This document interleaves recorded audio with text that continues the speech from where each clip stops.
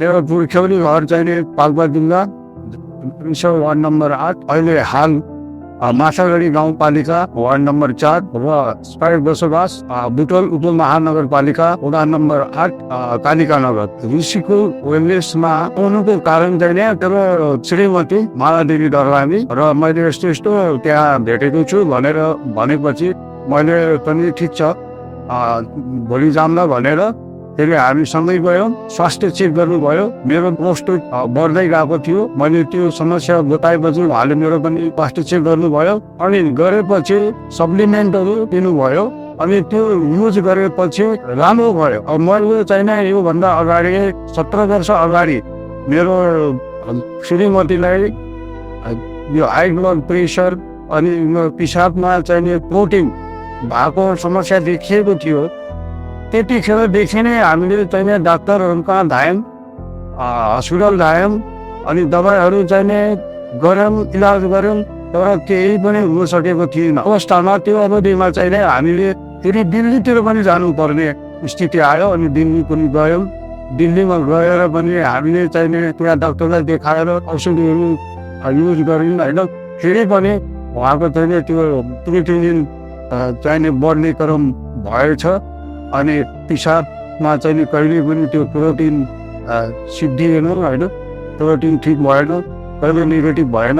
अनि त्यो अवस्थामा चाहिँ नि मैले अब यो एलोपेथिक दबाई चाहिँ नहुने रहेछ भन्ने मेरो उसमा आएपछि मैले अब आयुर्वेदिकतिर अब एकबार ट्राई गर्नु पर्ला भनेर मैले सोचिसकेको थिएँ र मैले मेरो मिसेससित पनि मैले त्यस बारेमा सल्लाह गरेँ। फेरि मैले मेरो छोराछोरीहरूसित पनि सल्लाह गरेँ।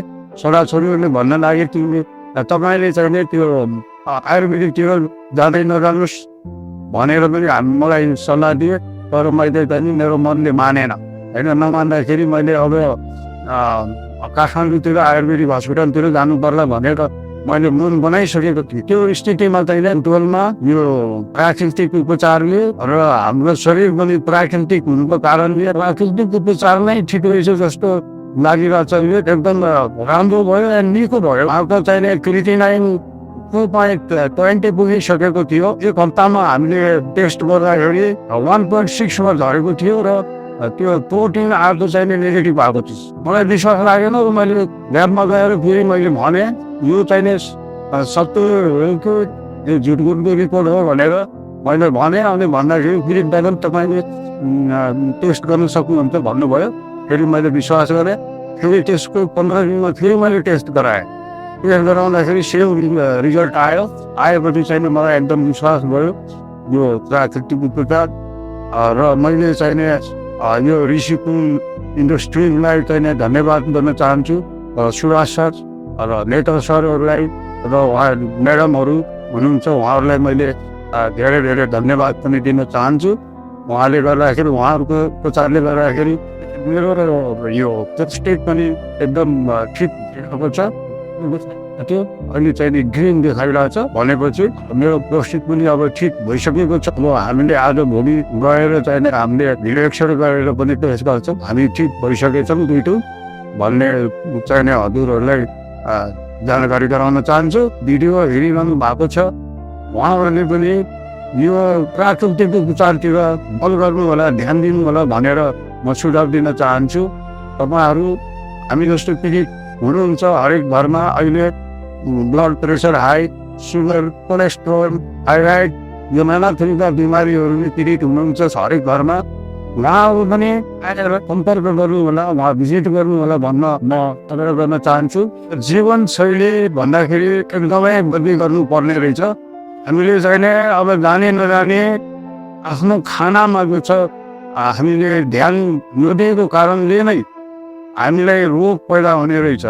विशुद्ध भएको हाम्रो शरीरमा भएको कोशिकाहरूको ड्यामेजको कारणले हामीले रोग पर्ने रहेछ। पुनर्जन्म दिनको लागि चाहिँ हामीले सप्लिमेन्टहरू युज गर्नुपर्ने रहेछ।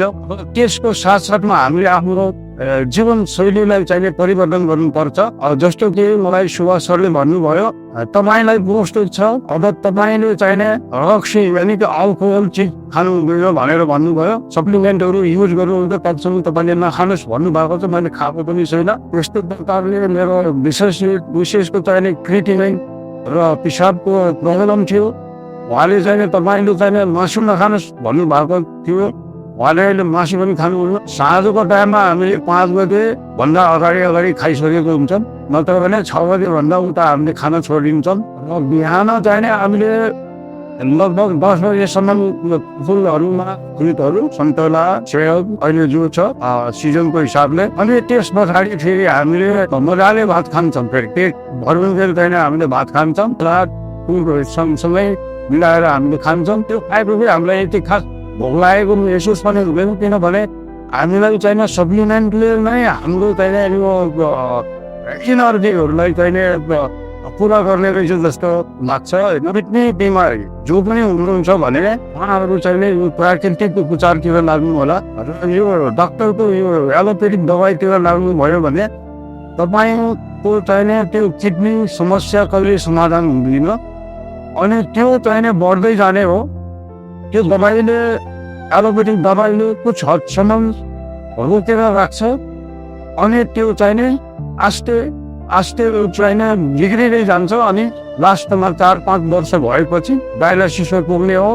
डायलाइसिसमा पुगेपछि डायलाइसिस गर्ने अनि लास्टमा ट्रान्सप्लान्ट गर्ने हो। अब ट्रान्सप्लान्ट गर्दाखेरि लाखौँ पैसा खर्च हुन्छ, अनि त्यो ट्रान्सप्लान्ट गरेर पनि कति बाँच्ने हो त्यसको मिरो हुँदैन, अनि त्यो नमरुन्जेलसम्म त्यसले दबाई खाइरहनुपर्छ। यो प्राकृतिक उपचारतिर लाग्नुभयो भने तपाईँलाई 6 महिना, 1 वर्ष, 1.5 वर्ष, 2 वर्ष लाग्ला, तर त्यो जरादेखि त्यो समाप्त हुन जान्छ। अनि तपाईँको स्वास्थ्य, तपाईँको किडनी पहिला जस्तो थियो उस्तो सुधार हुन्छ। तपाईँ फेरि नयाँ जीवन पाउनु सक्नुहुन्छ र फेरि तपाईँले त्यसमा मुखहरू बार्नु पनि परेन। तपाईँले आफ्नो जीवनशैलीलाई परिवर्तन गरेर समयमा खाने, समयमा सुत्ने, समयमा तपाईँले एक्सर्साइजहरू पनि गर्नु पर्यो, वक्सहरू गर्नु पर्यो, अनि योगहरू गर्नु पर्यो। त्यसले गर्दाखेरि तपाईँको यो औषधिहरू जो खाइरहनु भएको छ सप्लिमेन्टहरू, त्यसले पनि तपाईँलाई धेरै मद्दत ल्याउने रहेछ। प्राकृतिक उपचारतिर लाग्नु होला भनेर आग्रह गर्न चाहन्छु।